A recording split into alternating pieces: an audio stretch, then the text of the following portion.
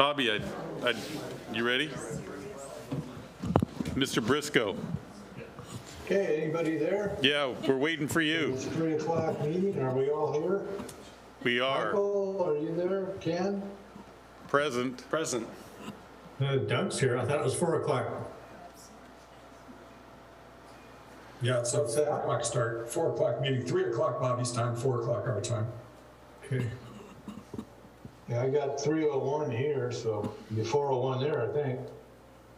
Yeah, that's what it is. We're all very aware. I don't know if they're having an audio problem or what, but clearly we can't hear them. Oh, you can't hear I us? don't, I've got a picture of the agenda up in front of me, but that's They it. can't hear us. They can't hear us. Can you hear me I'll now? call her here. Well, now I can see the picture of them all sitting up there. Can you guys not hear us? We cannot hear you. Like that does any good. No audio. I can sign language. So what have you got on your, oh, you got a picture of them on your screen? I don't have that. I've just got a picture that says that it's just a meeting agenda. No, I just got the agenda, but then if you look at the participants, I can see a picture of them up on the dais. So we're Oh, okay. gonna start this Tuesday, June 21st meeting of the Port Commission without our Commander-in-Chief. Huh. Well, I'll see if I can call her here.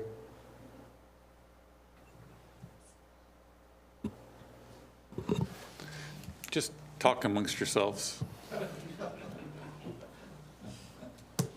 Maybe you'll sing.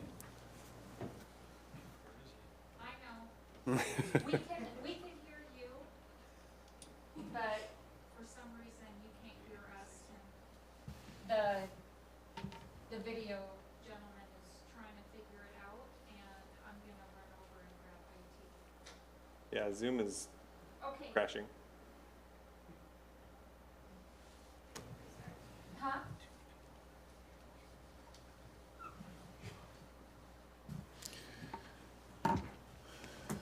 Yeah, I think Zoom's crashing. Carrie, Huh? Zoom is crashing, I think.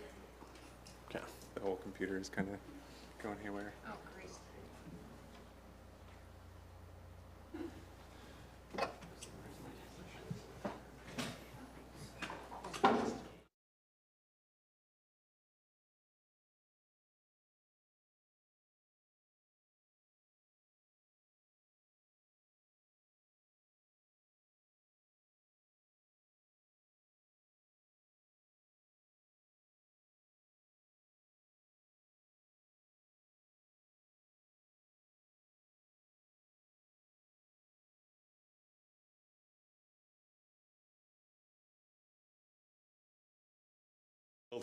We will start the, can I get my agenda back?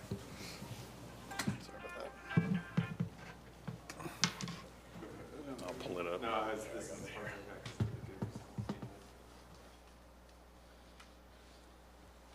restart it. Yeah, I'll see if I can kill it this way first. Looks like it's just Zoom that's crashed. They'll probably need you to re-log into the Zoom. Okay. Go ahead and try to do that now. Unless it's already logged in. Just get it started.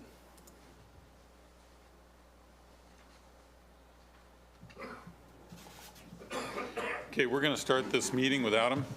So we'll start with the opening of the Tuesday, June 21st, 2022 Port of Bellingham Commissioners Meeting. We know Bobby's out there, but he can't vote. Commissioner Shepard? Here. Commissioner Bell is here. In this part of the program, we will announce essentially the meetings that we will have going forward, and then we will ask for public comment. Anybody wishing to speak before the commission has got 3 minutes to say anything you want, and we'll entertain that. Is there anybody signed up? Is there anybody in the crowd that would like to address the commission at this time for any reason whatsoever? Maybe we should close the exec session and also read the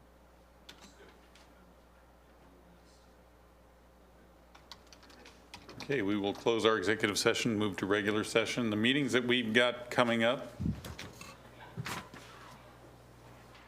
You want me to read them or? yeah, please. Okay. The Advisory Committee meeting schedule, the Bellingham International Airport Advisory Committee, the BIAC, is July 14th at 4 and it's Zoom only. The Marina Advisory Committee, the MAC, is September 13th at 6 in the Harbor Center Building Conference Room. It's in person only. Do we want to wait on the consent?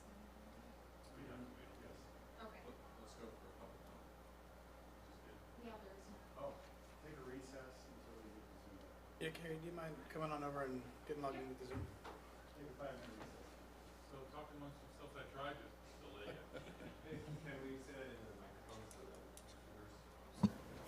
So we will take a small recess, maybe 5 minutes. We will reconvene at actually 4:15. Once we have the technical difficulties worked out. Come back somewhere as we've done.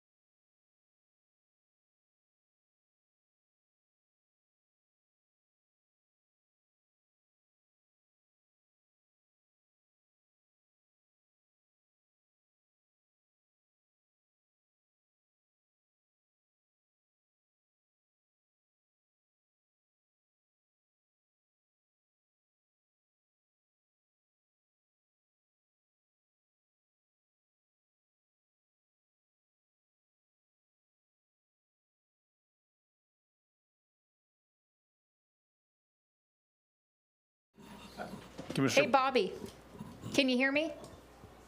Yeah, we can hear you. Commissioner Briscoe nodded off. Okay. Hello. Hey, we're back. Yeah, radio. So Okay. Commissioner Briscoe and Commissioner and Executive Director Fix. So what we've done so far is we took roll. Commissioner Briscoe, are you here?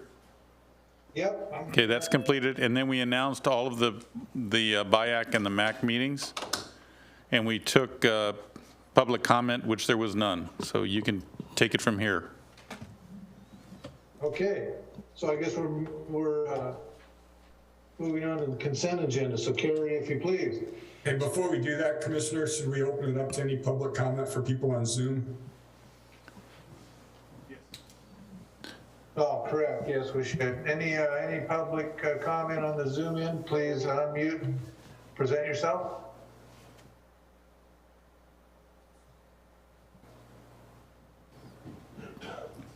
Anyone on Zoom wishing to make public comment, please unmute and identify yourself. Looks like we have none. Hearing none, we'll move forward.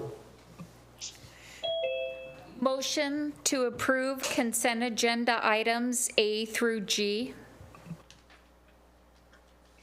Commissioner Bell.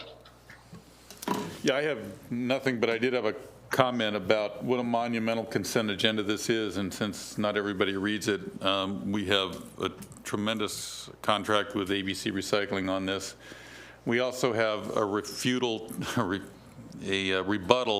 to the complainer about how well we keep our infrastructure on the marinas, because we've got infrastructure projects going in here that are going to make them second to none. So I am pleased to approve this consent agenda because it is it's moving us forward. Very good. Commissioner Shepard. No questions, thanks.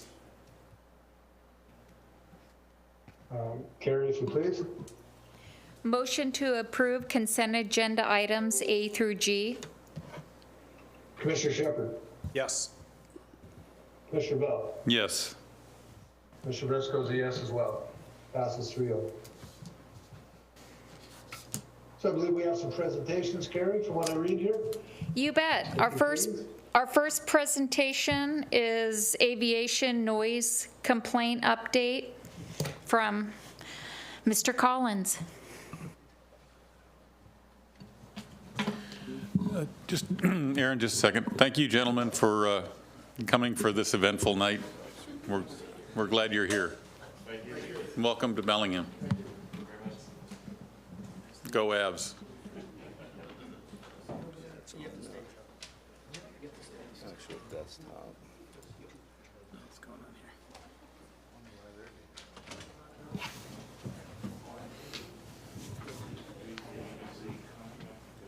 here? Don't get too comfortable in that chair, Ken. And just so you two know, we had a contingent here from ABC Recycling that filled up the room with testosterone. Very good. Hi. Good afternoon, Commissioners. My name is Aaron Collins, Airport Operations Manager, Bellingham International Airport. We're going to go over some aircraft noise and annoyance challenges we've had here in 2021. So to first off, these are the complaints for the calendar year 2021. All right, and so what we did here is we broke them up into geographic locations. And I think what really stands out here, which everyone can see, is the large number of complaints we're receiving from the Cliffside neighborhood. So far bypasses any other region in the county. And we had 343 in 2021. So a little bit of something about Cliffside neighborhood. It is located right at the end of the primary runway, about a half mile south-southwest. There's about 39 single-family homes there, and then the majority of all of our noise complaints, so 93%, do originate from the Cliffside neighborhood. The complaints are generally general aviation aircraft, some training flights, San Juan Air, which is our local air taxi provider, and then we also receive quite a few complaints for Department of Homeland Security, helicopters, law enforcement. So here's the basic trend that we're seeing over the last 3 years. As you can see, in 2019, we were doing pretty good, and it's been growing each year substantially. I think it's important to note that all the complaints are growing, but also the Cliffside complaints are growing in the total number of complaints we're receiving. To kind of explain this graph a little bit, the blue is general aviation, and so I'm going to kind of keep going back through that in this presentation. That is the majority of where these complaints are coming from.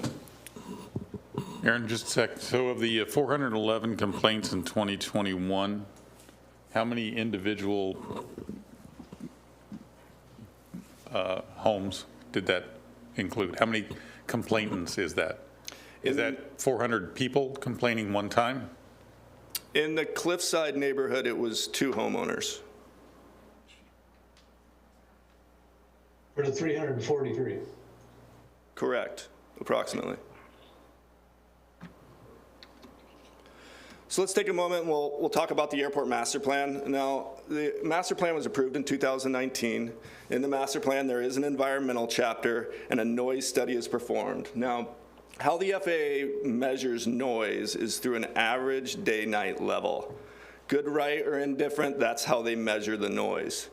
Now, everything 65 DNL, and that's the measurement of noise, or above has a land use compatibility issue. So we can't build churches or schools or private residents in that 65 or above. Now, if you look at this graphic on the right, the blue line furthest out into the bay, that's our 65 DNL.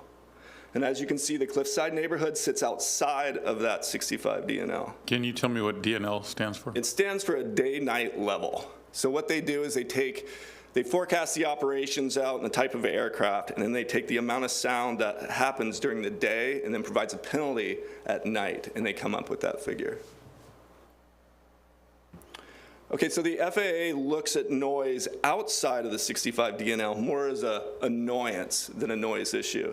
And when I say that, we can get federal grant money if there were structures inside the 65 DNL for acquisition or soundproofing or those sort of things for those houses. But because it's outside of the 65 DNL, again, the FAA just makes the term, it's an annoyance and not a noise issue. So we've received a number of comments from these community members at Cliffside. We've had a lot of great conversations, and they've provided a few recommendations, and I'll go through a few of them here. First, they've requested that we install a beaker, a marker, or a tower with a light on it.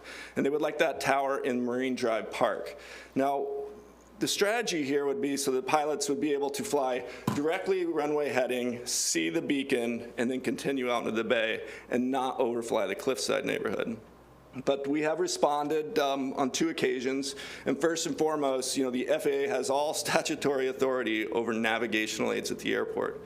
We currently have quite a few there, and those are all owned and maintained by the FAA.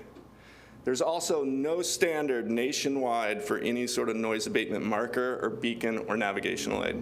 They just don't do it. The FAA does not support that 100%.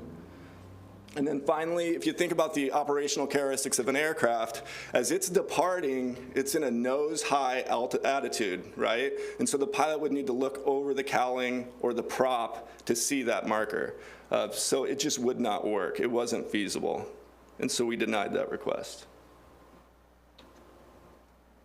So let's look at some of the federal regulations that limit our actions as the port. First and foremost, and I think most importantly, the U.S. government has exclusive sovereignty over the airspace in the United States. Even though the port owns the land, we do not own the airspace. We cannot control that airspace. So therefore, they have the regulatory authority as well.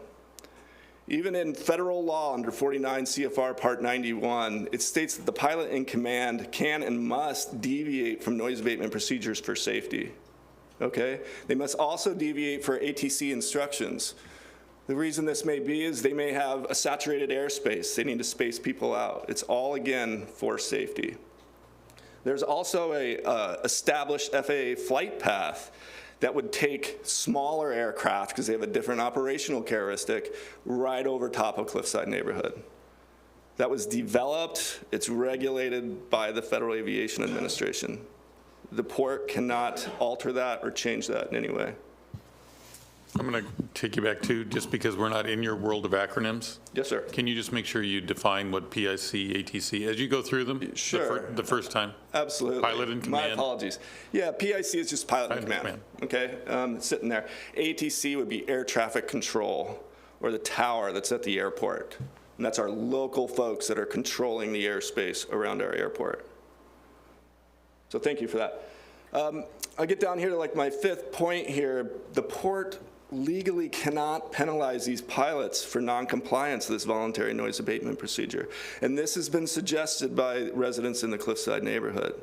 We legally cannot do that, and primarily because of the Airport Noise and Capacity Act that prohibits the airports from imposing those limitations or removing services from the airport, from that pilot. Airports are public use. That's the very definition. So we can't stop people from coming, even if they do violate our voluntary noise abatement procedures.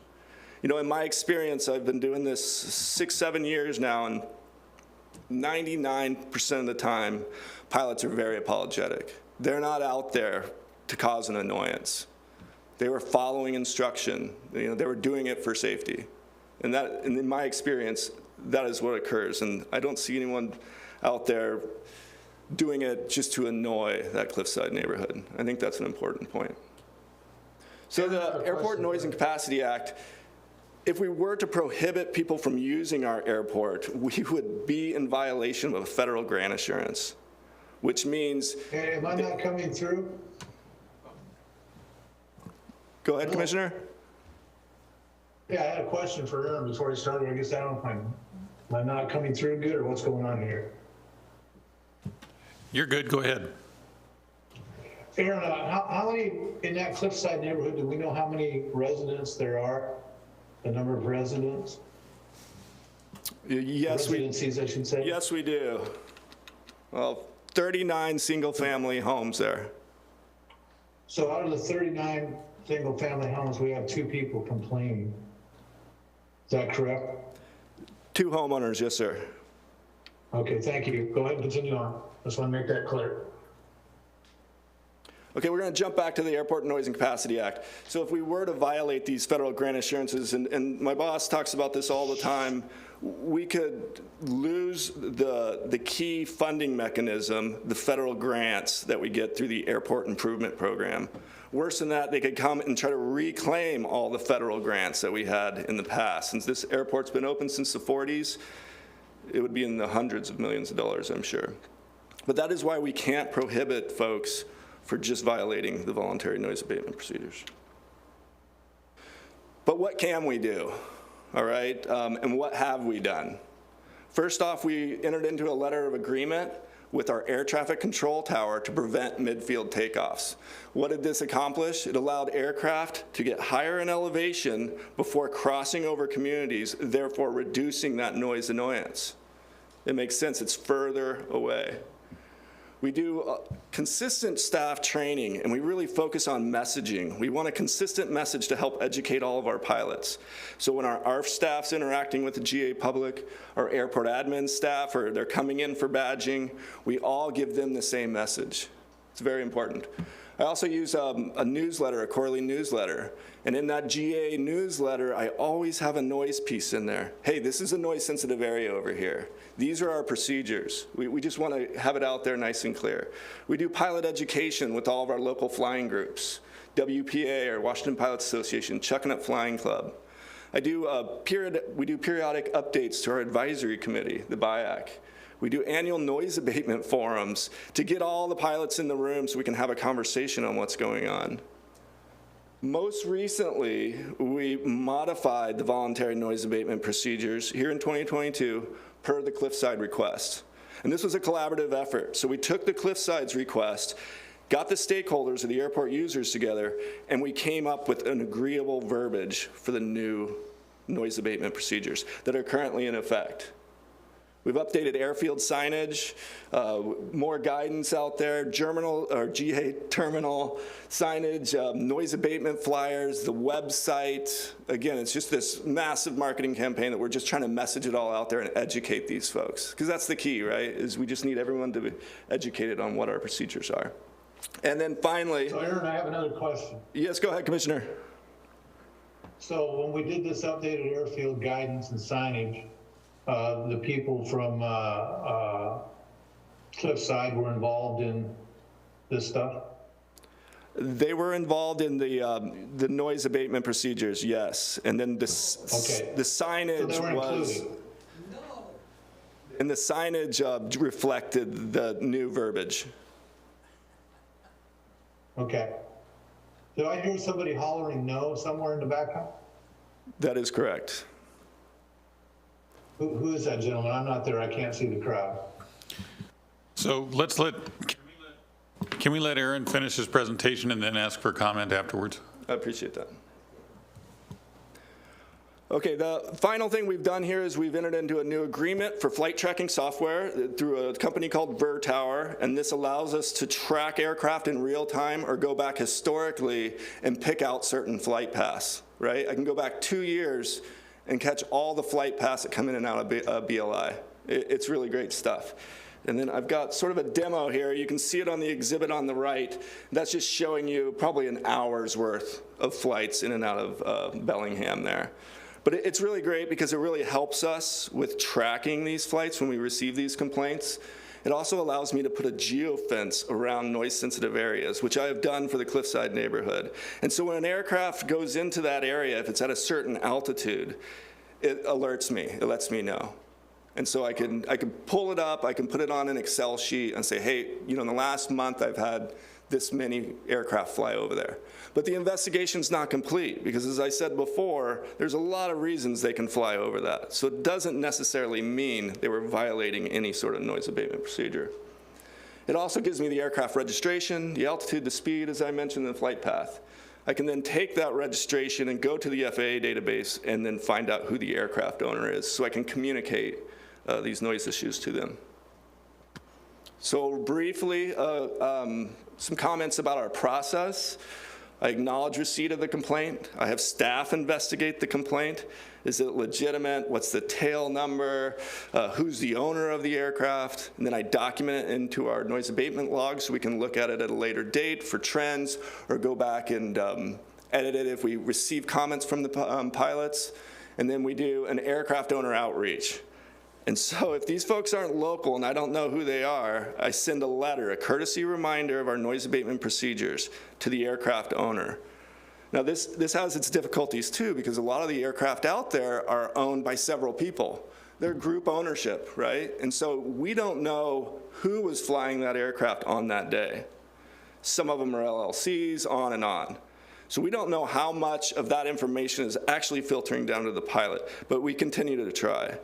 In 2021, I probably sent over 200 letters, and I received 10 or 12 comments back.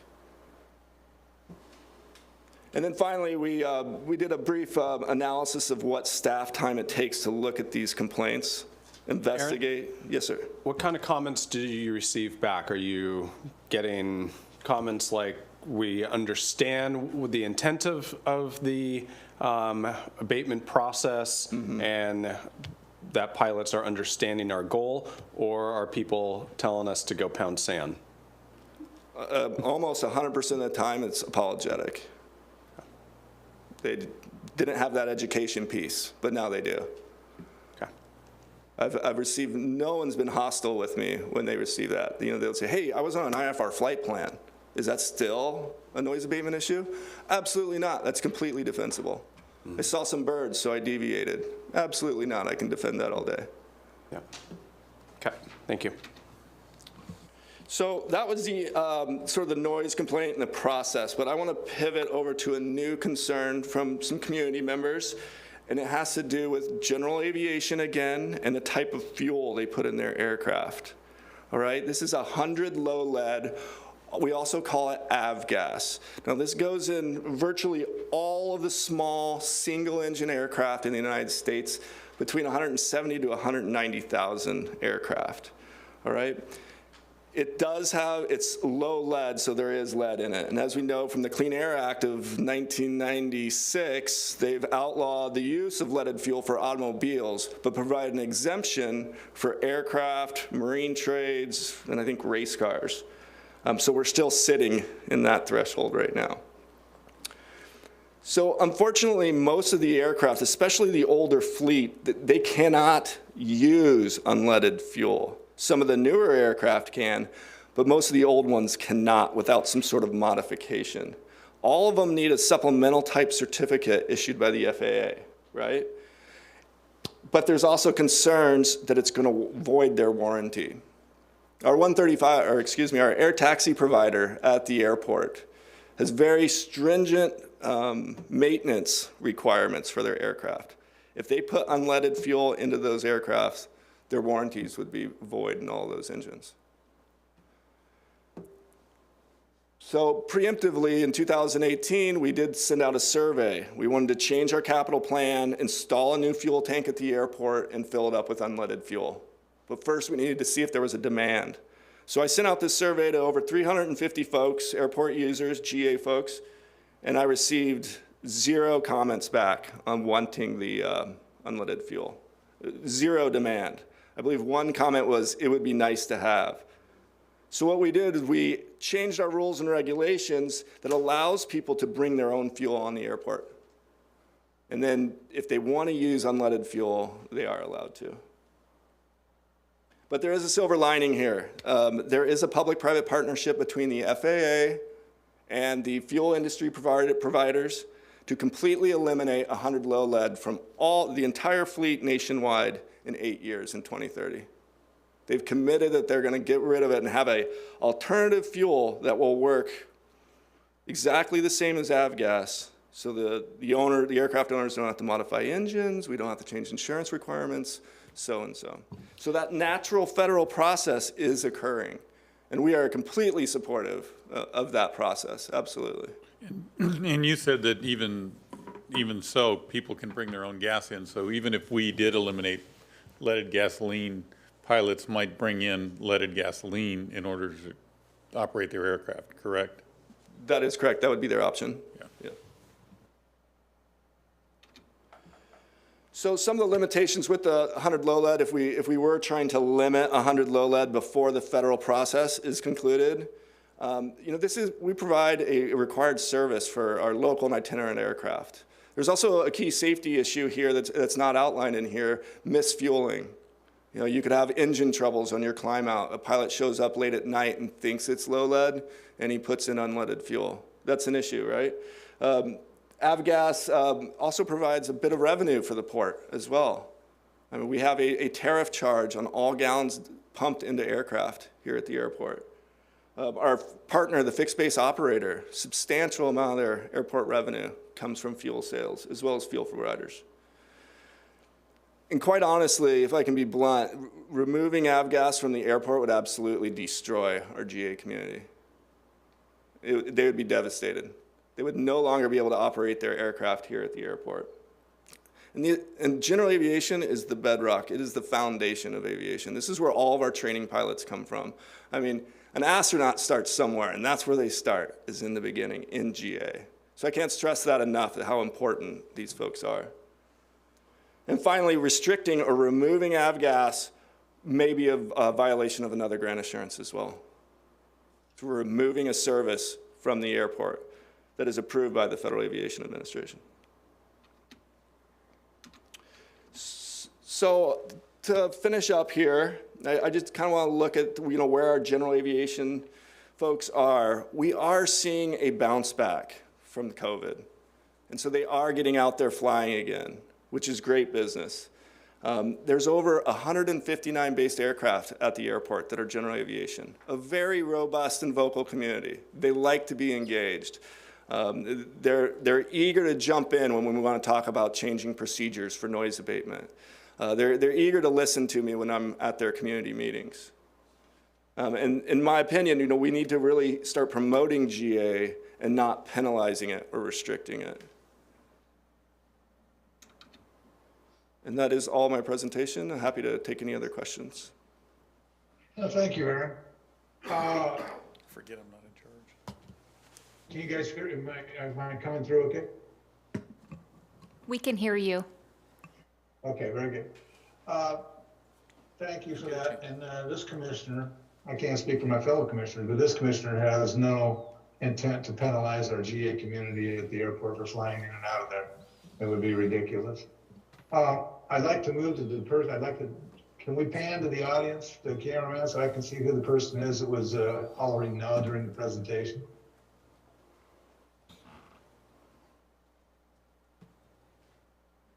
He's coming to you now.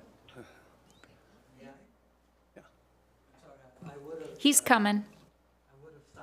Very good. And just state your name and your address. My name is Bert Weber. Am I coming through okay? Can you hear? Yeah, Bert you're fine, Bert. And I live at 3935 Cliffside Drive and have been there for over 10 years.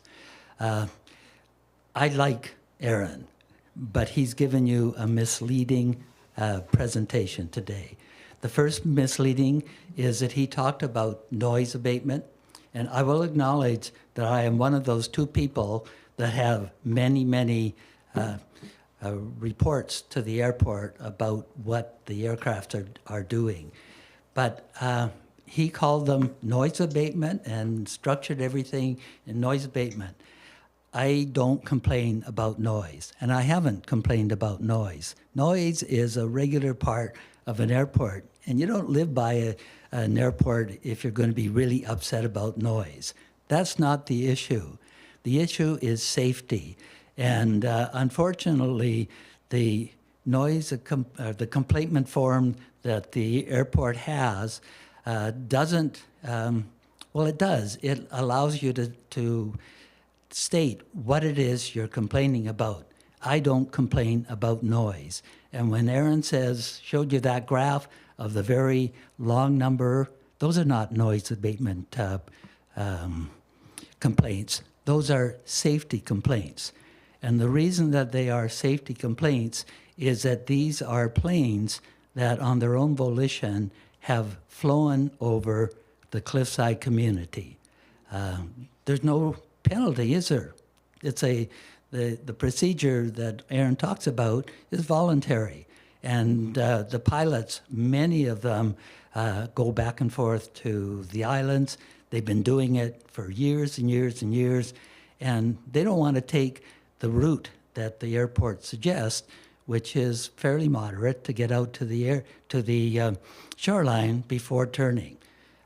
Those 80 or so, well, I think I sent each of the commissioners a paper on, not a paper, that's a letter really, about what I see the issues as being. And it's safety. Well, why is it not safety? The lead fuel that Aaron acknowledges they like to use at the airport is something that doesn't disappear. When a general aviation plane takes off and is burning that fuel, the lead goes out the exhaust as lead. It's an element. It doesn't change form. And so every time that a general aviation aircraft flies over the Cliffside community, it's showering the ground with a fine dust of lead. And as we know from the experiences we've had with lead in our communities all across the country, is not good stuff. There is no amount of lead that is considered to be safeful. Every time a plane flies over my house, there's a drift down of lead. That's not right. It just isn't right at all. I sent each of the commissioners a letter. Did you get them? Did you get a letter that I sent to you?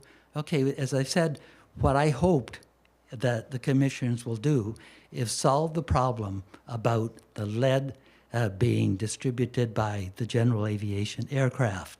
And there are a couple of different ways. One is to use a lead-free, FAA-approved air fuel. Aaron says, and I think he's mistaken, that a large number of the general aircraft fleet in Bellingham would not be able to fly. The statistics that are countrywide is that at least 75% of these GA planes would be able to fly with a non-leaded fuel. MoGas is what the aviation calls it. For some reason or another, this airport doesn't like MoGas. There's no reason that it should not be used to a much greater extent, except, as I understand it, it would have put a big crimp on San Juan Airlines because the official federal rules are that if you charge somebody to fly in your aircraft, you can't use MoGas. So it's not a very good total solution, but I don't know why we just don't use it for those that can. The major majority of the flights that come in and out of general aviation can use the MoGas. Aaron did make an error when he said when the noise abatement procedures were established, the new ones, that the Cliffside community was included. That's not the case. It's a little more complicated than that. In the middle of summer of 2021, because of Flight Aware, which is, I don't know, it's a different program than the airport has now, but it allows you to see the pathway of planes. And so it's fairly easy to start to check and see where the planes went. And so those very large number of complaints came because Flight Aware identified that the GA takeoff was coming over the Cliffside community and dumping lead as they went by. So the Cliffside community brought up this in mid 2021 with the airport, and they were somewhat alarmed at the number of planes that were not following the noise abatement procedures. So they decided to change it.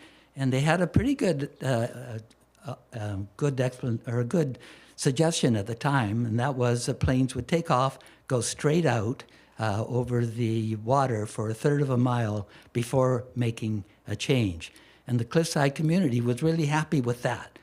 But when January 2022 came along, everything changed.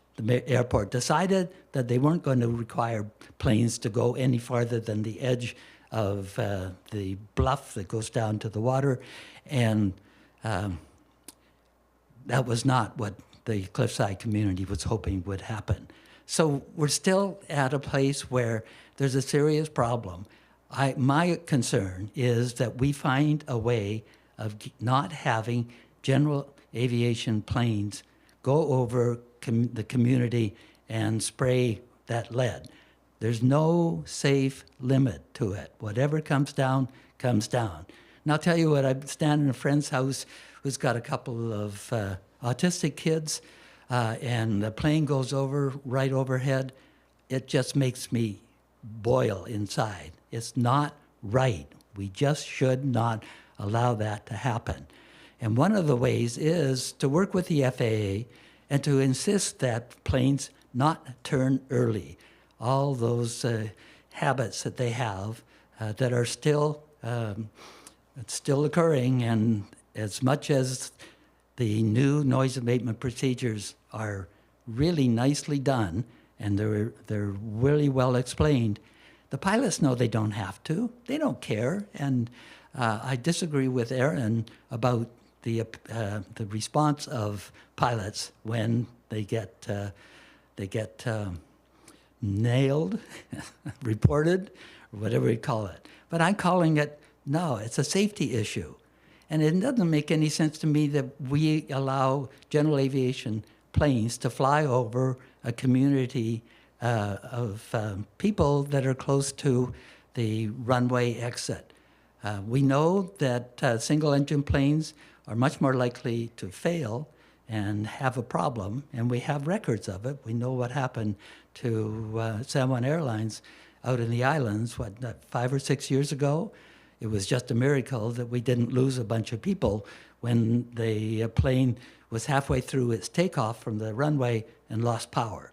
Fortunately, there was a field that could come down in and land safely, and nobody got hurt. But there is an elevated risk for general aviation aircraft every time they fly and are taking off. It's just, again, doesn't make sense to me that we allow this to happen. So I have outlined all of these things in the letter that I sent you, and I'm just hoping that the port commissioners will tell the airport to get into negotiations with FAA about making this airport safer for general education, there goes, general aviation, and the safety of the community. Not huge, but we're there. And it used to be a much more vibrant community. Cliffside used to have 100 or so families in it. Many of them were kicked out by the airport, by the Port of Bellingham, because it wanted to have an increased runway there. And it's been good. I do think, though, if we're looking ahead as commissioners, it would be, let's get the airport somewhere where it can grow and have a longer runway, because our runway is limiting to the kind of planes that we can bring in. Let's get it out somewhere around Custer and have the current major land holdings that the airport has and turn it into housing that is dearly needed in our community. Anyway, that's what I hope the commission would do. Thanks for letting me go on and ramble a little bit. Thank you very much.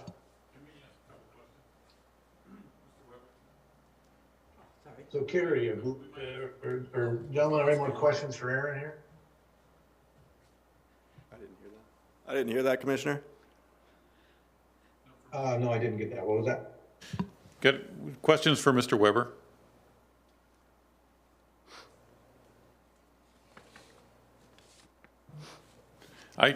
I'll start. Have you actually done lead sampling on your property to see if there is residual lead on the ground? No. Why not? Are we? Yeah, it's complicated. It's not. It's not? No, I understand sampling for lead on soil. So that would, number one, I would like to know if you do have an accumulation of lead on your property.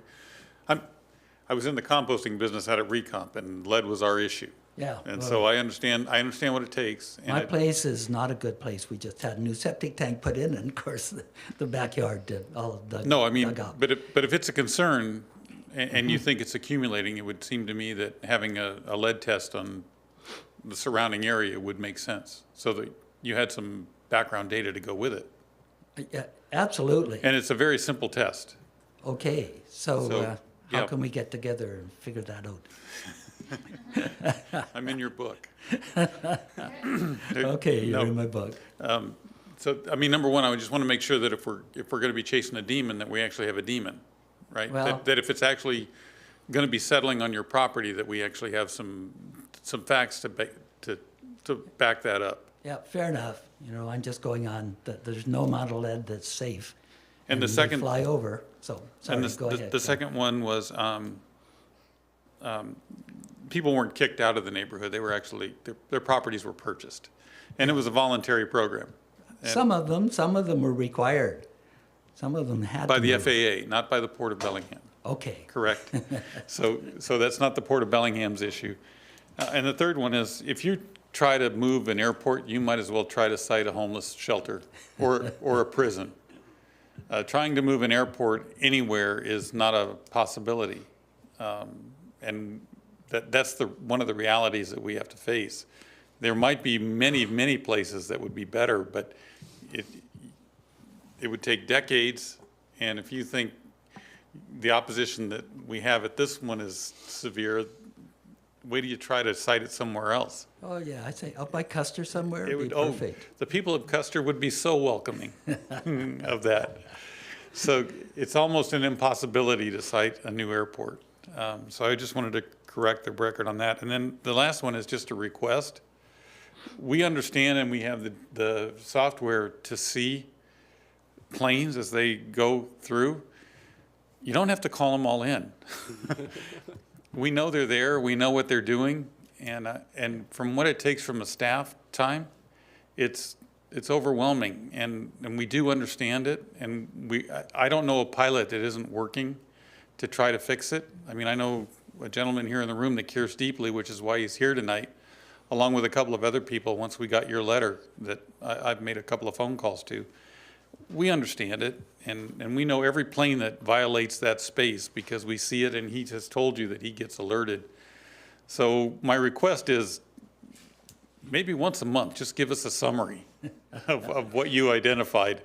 But it really is over the top at this point, and my request is that maybe you can do something like that to moderate it. Well, you know, I have. I only check FlightAware when I have time to do it, which is what, 20% of the time I have. But you're the majority of the complaints, and Right. and you could help us out too, and know that we're working on your behalf.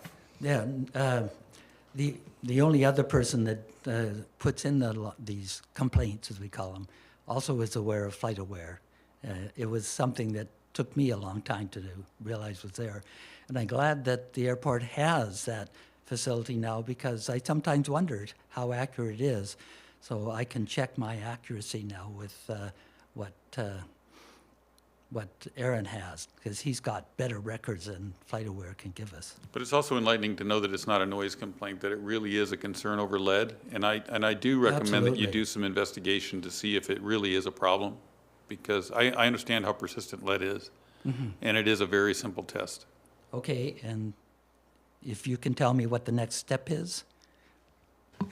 You go down to the farmer's co-op and you buy one of those little ball canning jars, Uh-huh. and you sample in places, and you take it to Northwest Regional Laboratories, and you say, I'd like to have a total lead test done on this, and they will give you a result back. Oh, good. How much did that cost? It's not as expensive as you think. Oh, would the airport be willing to pay for it? Call us in the morning. So with that being said, I'd like to bring up the cost. The 343 complaints that have been brought to the point, the cost is roughly $14,000.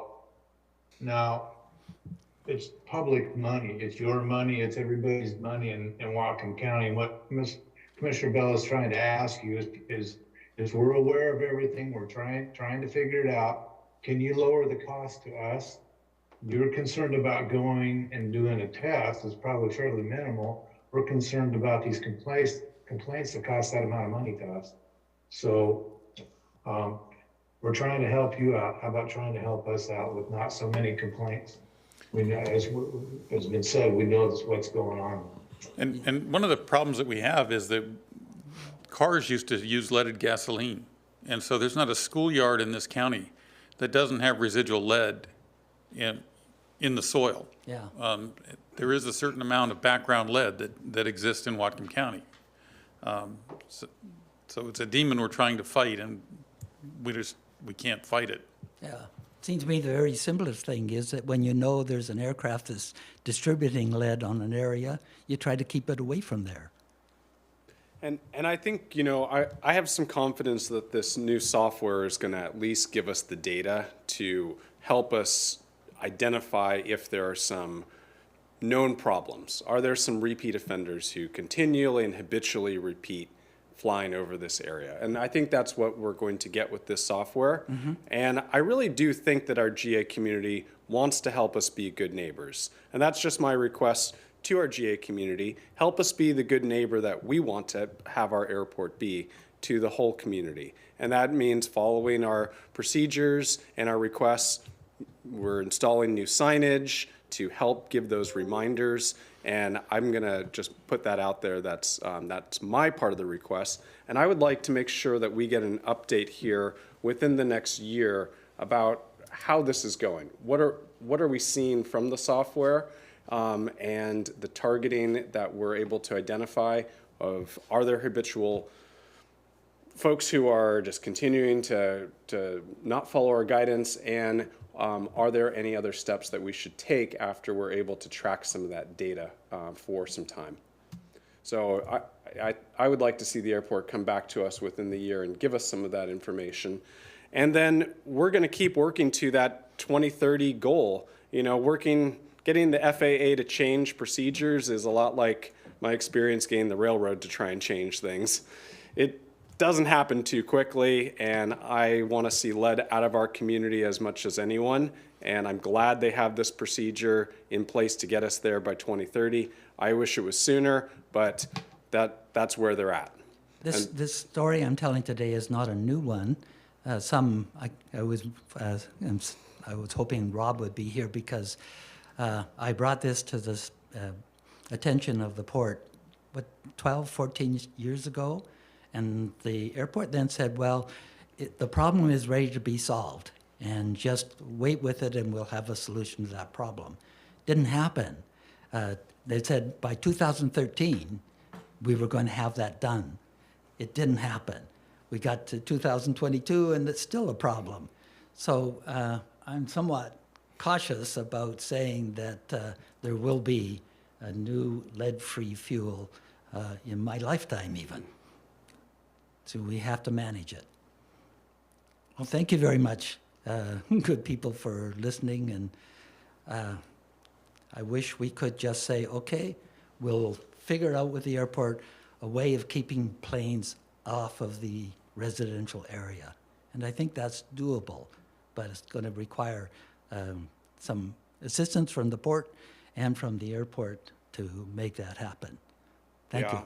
I just don't think it's we can't unilaterally make that decision is what I'm hearing from our staff. But I think if we are able to have data that shows that we continue to have a problem that people are not adhering to, it's not because of safety, it's not because of other factors that come up, then we have some more grounds to have an ongoing conversation with the FAA. They're not easy to change their opinion. Audio's off. Our audio's off? Microphone is not working. Okay, good time to stop. Okay. Okay, Well, thanks thank very you for much. coming to talk with us, Bert. I do appreciate it. Yeah. Okay, thanks. We've lost the audio on Zoom if you all can hear us. We can hear you, but oh, that doesn't help. I think now would be a good time to take a small break, and then we'll come back at 5 o'clock. And would you let Bobby and Rob know?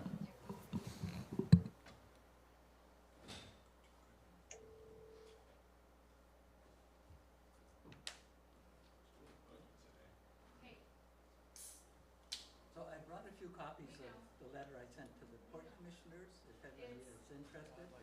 Yeah, I was just getting ready to text you. We're having issues, I don't know if this is with the Wi-Fi or with the, Zoom piece. So we're gonna take a 5-minute break. You can hear us now?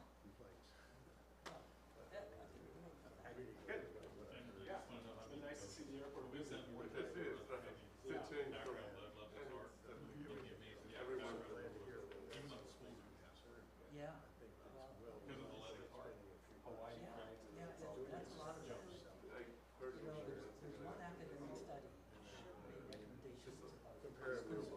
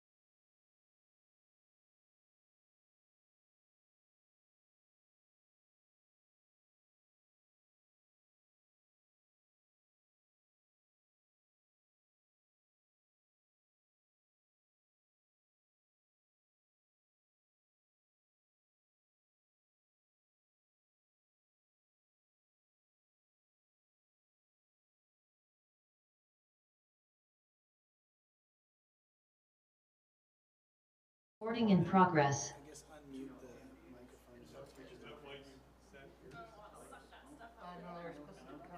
Hey, Rob, There we can go. you hear Yes. us? Yeah, we can hear you. We can Okay. hear you. Can you hear me here on the stand? I can hear you on the stand. Yes, sir. I can hear you as well.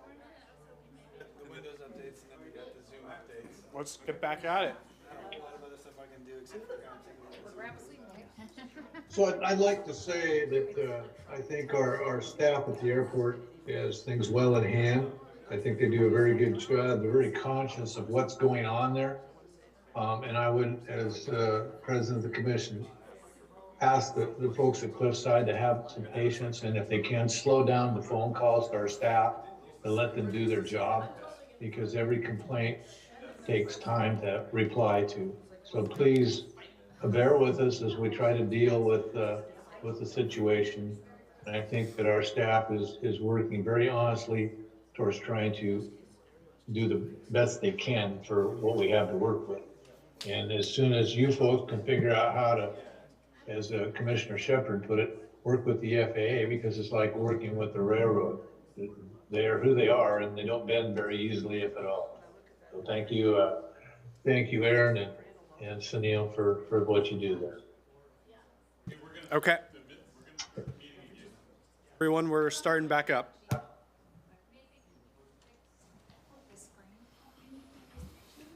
So Carrie, we have another presentation. Yes, we do. It's Blaine Sawtooth Pier Update, Manager of Marinas Tiffany DeSimone. Am I already sharing screen?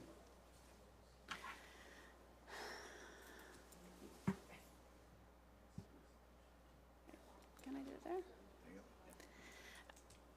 Good afternoon, Commissioners. Tiffany DeSimone, Director of Marinas.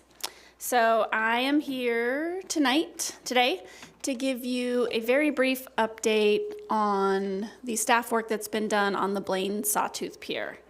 The reason I'm giving this presentation is because a couple meetings ago, when the real estate team did their Blaine Marina industrial update, there were a couple questions on the Sawtooth Pier. So I thought I would take this opportunity to update you. So the Sawtooth, when it's in complete use, is approximately 286 feet long with 8 overlapping berths. The purpose of this is for loading gear, repairs and maintenance, bulk fueling, and occasionally for overflow moorage. Again, as you are learning, since I seem to be up here every week, I'm a visual learner. So here's a photo of the specific area we are speaking about tonight. And we can refer back to this if we need to later in the presentation. The presentation's only about 5 minutes, so it's not a long one. Also keeping in mind, as we work through all the projects up there, we're working closely with real estate about the flow of traffic and entrance and exit into the facility. So here's the timeline and the recent history of sort of what's happened up there. In January 2016, we restricted vehicle access after we had a structural assessment. Then in May, we held a stakeholder meeting with the Working Waterfront Coalition and the commercial fishermen, discussing how we would be able to give them access and move people around with the portion that we closed. Then in August 2016, we did some work, shorted up, if you will, completed that, came back to commission, gave commission an update on that, got a little bit more direction on how we should reach out to our stakeholders. And so then we ended up having a charrette design workshop up in Blaine, and also completed then phase 2 repairs. So that charrette was moderated by Reed Middleton. Port commissioners attended, tenants, commercial fishermen, and then our staff, and then Reed Middleton took notes. That charrette had some topics that were covered: water depth, the design of the vessels that use the facility, configuration, discussions on the crane, and then of course lighting, power, and water. And really the goal of the charrette was to gather operational needs for future use. And so that's what we did. So next slide, after that, Charette Reed Middleton took all that feedback from all of those stakeholders and said, here are some options. Here are 3 alternatives. This happens to be the first alternative. Before I kind of flash through the next 2, let me preface this by saying this is a currently unfunded project. This is not a currently funded project. So as it stands right now by the estimates of our engineers, it's about $1 million for design and permitting. That's about a 3-year process. And then it's about, for this deluxe, I want to say Cadillac version, but that dates me, so Tesla version or whatever you like, is about $9 million. That's for this version. Okay. Then there are 2 other alternatives. There's this one. You can see it just kind of goes down in size and scale for each version. There's the 3rd version, alternative, we're calling them.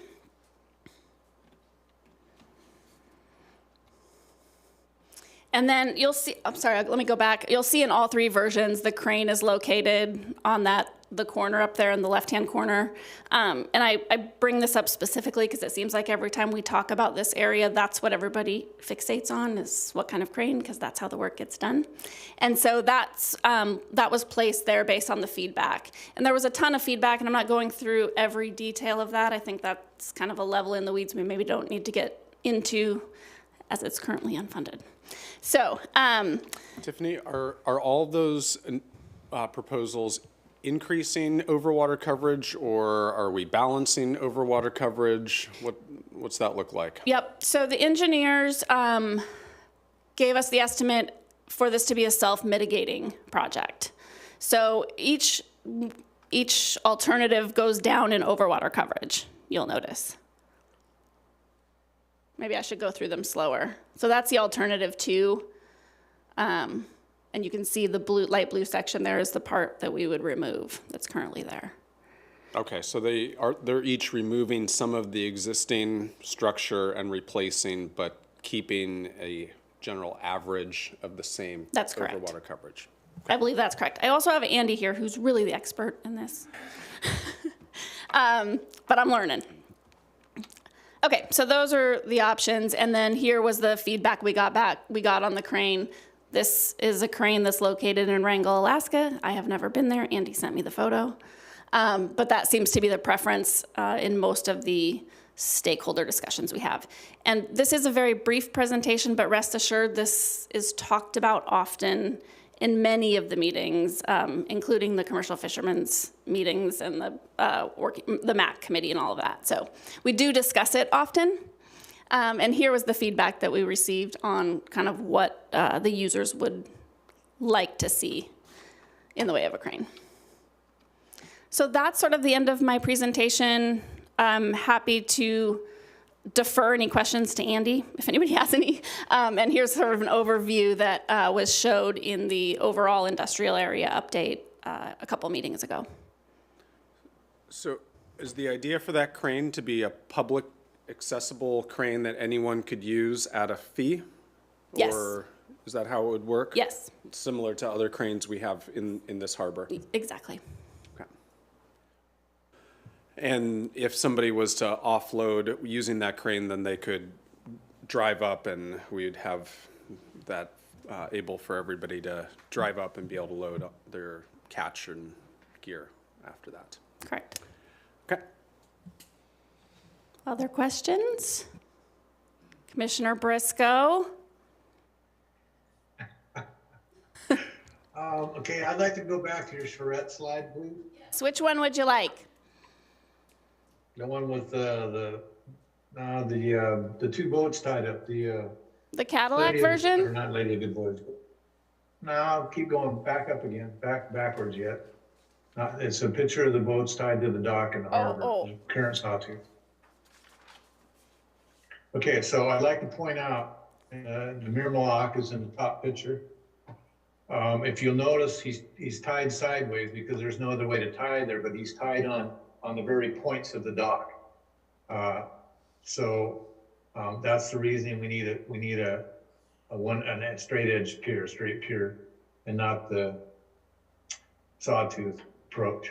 And if you look at the picture below, our new vessels, you see that vessel's tied in a cutout, and he's probably got, I'd estimate, 9 to 10 feet of the vessel is sticking out past the next cutout. So really only one vessel will take up 2 spots there. This is why this dock is outdated. And you can go to the next slide now of the Cadillac version, as you called it, or the Tesla, whatever you prefer. If you notice on the, it'd be the east end of the, southeast end of the pier, east end of the pier, there's 2 spots there. I don't know that we need 2, but there's 2 spots there for the drum seiners and the gill netters to load gear. However, anymore, most people have a power block and they could load that gear off the straight edge as well. So that is the reasoning for the straight edge pier, is because it's pretty outdated for the use. It's not really very usable. It's kind of a hindrance anymore. As I work in that harbor all the time, I know that firsthand. Can you go to your next down version of this dock? Okay, so as we scale down, you're going to have less and less room for the boats to work. And if you get a boat like the Mirmalok in there, let's go to your smallest scale, Tiffany. So how long is that approximately? That dock at that? I can't read the numbers. They're not clear enough for me there on the slide. It's 150 feet. Did we lose audio again? 150 feet, can you hear me? Okay, well, anyways, the Mirmalok is out, if you can still hear me, it's okay. I can't see anything in the other picture, but the Mirmalok is 86 feet long. And you need roughly 5 feet behind that vessel when it's tied there for maneuverability for in and out. So you're looking at roughly 95 feet of the dock for one vessel, and then you got a 60 footer in there, a 58 footer working with him. You've got 150 feet of 160 feet of pier side needed. And I'm not sure what we have there because I can't read that number, but I don't believe cutting the dock down in size because of the monetary thing is the right thing to do. I don't know what we're going to do with the space out in the blue there where we had dock before.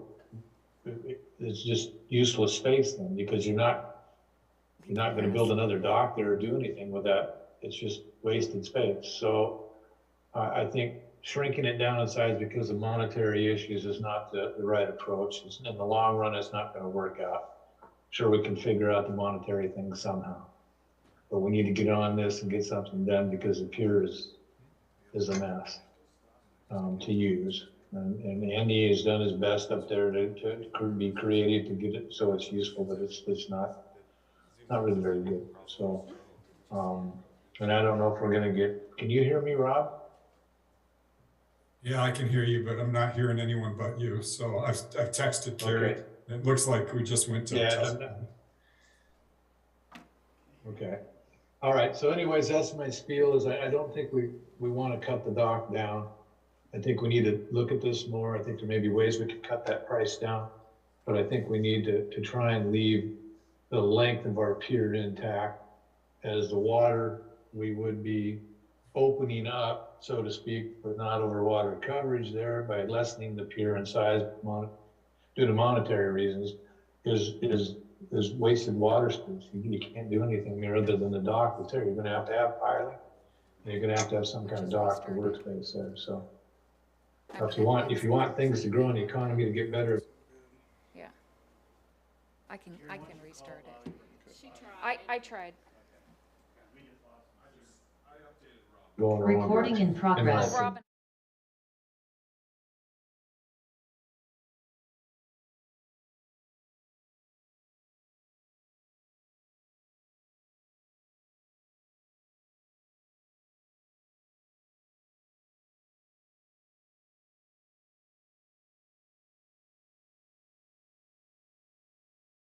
Got you now. Can now. Got you Okay. now. Got you now. For some reason, it keeps going in and out, and the other commissioners are thinking that we take the last update and push it to the next meeting.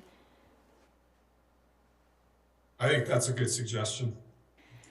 We I'm can good recover with some that, of that's this. fine. Yeah, and we can recover some of the sawtooth stuff with the smaller interest group. Okay, we do have one other business item that's time sensitive. If we And what want to would that try to be? push that through. What is that, Carrie? Thanks, Commissioner. Thanks for your feedback on that and on the sawtooth. I think getting down into all those details will be really important as soon as we figure out how to budget it. So it's for you guys to take into So we consideration. just lost you again, guys. We need to stop with the. Okay. Darn it. The last item is the Cape Lazo, giving Rob the authority. Okay, we to- can hear you now. The last item is the approval for This is gone again. Rob to approve. Can you hear me? Yes. Okay. Yeah. Removal for the Cape Lazo. It's an action item. Okay. Okay. I motion. What does that involve? What do we? Disposal or removal from the harbor before it sinks. Can't hear me. So it's very broken. I only got a few words. I don't know what you heard, Rob. What is she asking for? Did you catch that at all? We're asking to remove the Cape Lazo, so the port's gonna get it out of the water. We're gonna try and recover the money from the Derelict Vessels Act, but it's above my authority to remove it, so we're asking your permission to allow me to do that. Yes, with a question. What happened to the insurance that was always there by the nation? I'm gonna have a talk with the nation about their insurance, because this is the second time it probably should have come into play and it's not. So we need to figure out whether we need to get individual insurance from tribal members or whether their tribal insurance is gonna start to honor these commitments. Yeah, because that was the deal. There was no votes, none of the non-tribal people could be in our harbor without insurance and proof of insurance. And we took the Lummi Nation at their word that they had insurance, and now we have to pay for this ourselves with no help from them, and I'm not very happy about this. Understood. So I'm in, so I guess, gentlemen, we're looking for approval for our executive commissioner, and if you can hear me, Commissioner Bell, where are you at on this? I'm a yes. Commissioner Shepard? I also support it. But I think you bring up a good assuming point that that we was a need yeah. to get that ironed out. We've got to figure out that insurance for this one and in And any I'm a yes future. as well, Rob, if you've heard everything there. Yep, thank you, gentlemen, appreciate it. Commissioner Shepard, you were trying to say something. Could you try again? Maybe I can hear you. Oh, I just said you brought up a good point. We've got to get that insurance figured out. Audio's gone again. All right. Yeah, and gentlemen, we're gonna be bumping up against open public meeting rules if we keep going and people can't see or hear the meeting. So my suggestion is we end the meeting early and we pick this up in July. Do we need to try and get public comment? I think based on the technical difficulties, it's gonna be really hard to get any public comment, and then we should just end the meeting. Okay, gentlemen, that being said, if you can hear me, we're going to adjourn this meeting and pick up what we haven't been able to do in July due to technical difficulties. So meeting adjourned.